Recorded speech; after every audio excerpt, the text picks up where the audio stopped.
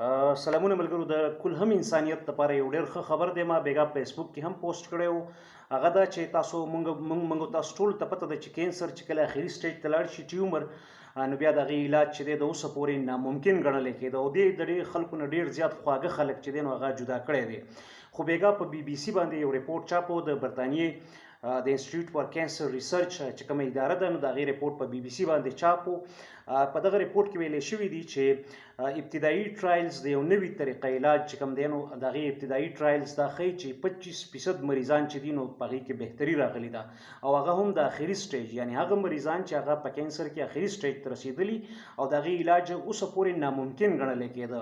نه صرف دا چې 25% ریزلټس ښه راغلي دي، مثبت راغلي دي، بلکې یو 40 کلن ځوان چې کوم دی هغه ژغورلی شوی دی یا بچ کړی شوی دی د اخري سټیج نه، او نه صرف دغه کینسر ختم شوی دی بلکې هغه یو صحتمند ژوند کوي. 2 کاله وړاندې دغه کینسر ختم شوی دی. په 2020 کې انسټیټیوټ فار کینسر ریسرچ په برطانیه کې په 2020 کې دغه ټرایلز شروع کړي وو. اوس دغه ټرایلز نتیجې مخې ته راغلي دي. 25% دغه طریقه علاج چې کوم دی نو هغه کامیاب دی. نو د ابتدایي پیشرفت چې دی دا ډېر زیات حوصله افزا هیله بخونکی دی. په دې کې دا ده چې هرپس نوم یو وایرس دی، هغه RP2 نوم ورکړی شوی دی او محفوظ کړی شوی دی پروټین په شکل کې. دغه انساني جسم ته د انجکشنو په ذریعه باندې، یعنی کینسر زده مریض ته چې هغه ناسور شوی دغه وجود یا دغه جسم کې کینسر وي هغه ته داخلولی شي. بیا دغه هرپس 2 وایرس، دا هرپس چې کوم وایرس دی HERPES یا RP2 دی له نوم ورکړی شوی دی. نو دغه وایرس د ناسور زده خلیو کوم خلیې چې وایرس زده نو هغه د هغې د ټیومر د ګروت دا یا ودرئ یا د دې رفتار کمی، د دې دا ګروت چې کوم دی نو د دې رفتار کمیږي، یا بعضې او په بعضې حالتونو کې امکان لري چې دغه ټیومر بیخي د منځه ویسي، دغه کینسر زده خلیې، دغه کینسر زده حصه بیخي ریکور شي. نو ځینې کیسونه لکه څنګه چې دغه 40 کلن کس بي بي سي ریپورټ کړی دی نو دغه بیخي ریکور شوی دی، او د دې ترڅنګ عموما یو چوتایي یعنی 4 حصه چې کوم دی نو د دې مثبت ریزلټس راغلي دي د RP2. او د دې طریقې علاج هم بي بي سي لیکلي دي چې نسبتا آسان دی، یو عام وایرس دی، هغه د هغې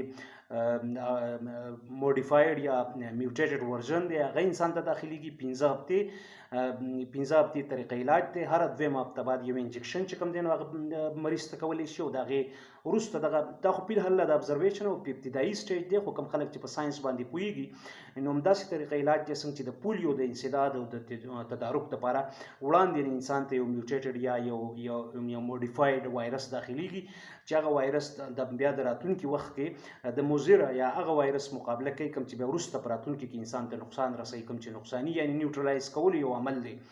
نو دا اوس یو لوی تحقیق دی. ابتدایي نتایج ډېر زیات تسلي بخش دي، یعنی 25% که موږ ووایو نو ظاهره خبره ده چې دوی ورباندې کار کوي.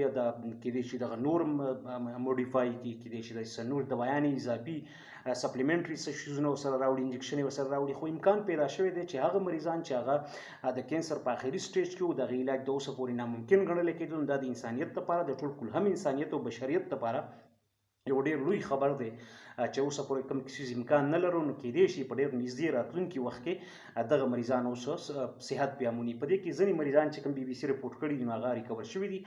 یو پکې ما د بالخصوص تاسو مخې ته ذکر کړو چې یو کم 40 کاله عمر دی، نوم یې خو ډېر زیات ګران دی، ما یاد نه کړی شو، خو بهرحال دا په دغه کې سټډي کې موجود دی. زه به لینک هم دلته درکړم، تاسو بیا مزید چې د ساینس کې د چا لږ دلچسپي لږ ډېره دلچسپي یا ځان پوهول غواړي نو هغوی کولی شي چې په دغه حوالې سره نور ریسرچ وکړي. ما وویل چې دغه هرپس نومې وایرس RP2 نوم ورکړی شوی دی او دغه انسان ته یا د انجکشن په ذریعه باندې داخليږي یا متاثره حصې ته رسول کېږي، هلته د خپل کار شروع کوي. او دغه هرپس چې کوم وایرس دی نو دغه بیا معمولي غوندې مسلې سړي ته پیدا کېدي، لکه د شونډو چاودل، او دغه بیا ریکوري د دغه ډېره زیات اسانه ده. معمولي علاج سره، انټي بایوټیک سره یا مرهم سره هغه ښه کېږي. نو دغه کم زیات مشکل عمل نه دی. البته هغه ملګري چې په ساینسي لحاظ ځان پوهې کول غواړي نو زه به لینک ورکړم، یا هسې هم کولی شي چې ځان آنلاین بلا ډېر مواد وګوري. د ټول د وخت راکولو شریکولو مننه.